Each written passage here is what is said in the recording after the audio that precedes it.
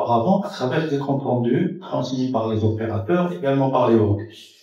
Mais depuis 2022, on a constaté que la transmission des comptes rendus par les opérateurs constitue un compte rendu que l'office d'échange voudrait obtenir. Mais in fine, le contenu, est-ce qu'il est bon, est-ce qu'il n'est pas bon? On a considéré que dans la mesure l'office d'échange... Salam alaikum, Soufiane Aboukat, président du conseil régional de l'ordre des experts comptables Souss-Massa région du Sud. Aujourd'hui, on a organisé un événement qui porte sur la nouvelle instruction d'office d'échange et surtout sur les mesures de régularisation. Cet événement a connu la participation de plusieurs institutions, y compris l'ordre des experts comptables, l'organisation professionnelle des comptables agréés, la chambre de commerce et d'industrie Souss-Massa, la CGM Souss-Massa et la chambre de commerce française. Il y a aussi Universia Police qui nous a accueillis pour cet événement. Comme à l'accoutumée, nous avons essayé d'impliquer tous les acteurs locaux pour mettre en avant la cohésion qui existe au niveau régional et comme quoi nous travaillons tous pour l'intérêt de l'économie régionale, chacun dans son rôle. Donc l'objectif aujourd'hui était de présenter à l'ensemble des opérateurs les nouveautés de l'instruction générale et aussi les mesures de régularisation. Cet événement, cette présentation a été très riche en informations. On a eu les représentants d'office de change qui ont exposé pendant plus de 2 heures toutes les explications et les nouveautés techniques. Après, on a eu aussi une séance d'échange de questions-réponses.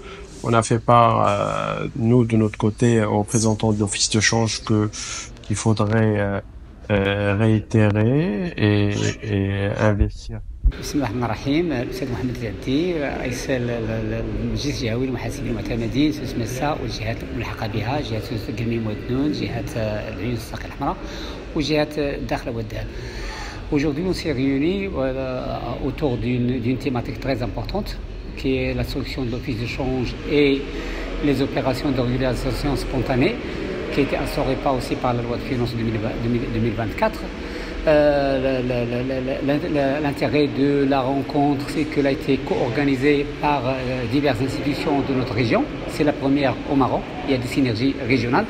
Elle a été organisée par le conseil régional des comptables agréés, le conseil régional des experts comptables, la chambre de commerce et d'industrie services Souss-Massa, la chambre de commerce, industrie et des services Maroc, chambre française, et la CGM, dans cette prestigieuse université, Universia Police, qui répond toujours à notre demande pour l'organisation d'une telle manifestation. Cette manifestation a été animée par des éminents fonctionnaires de l'office de change qui ont exposé la nouvelle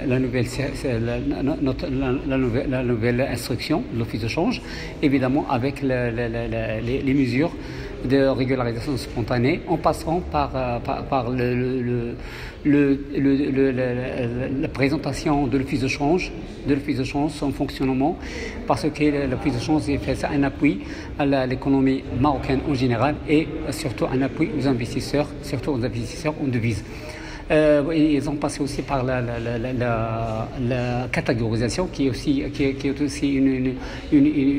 un moyen très intéressant pour les investisseurs qui offre plusieurs avantages, et ils ont fini par les mesures spontanées qui est aussi une disposition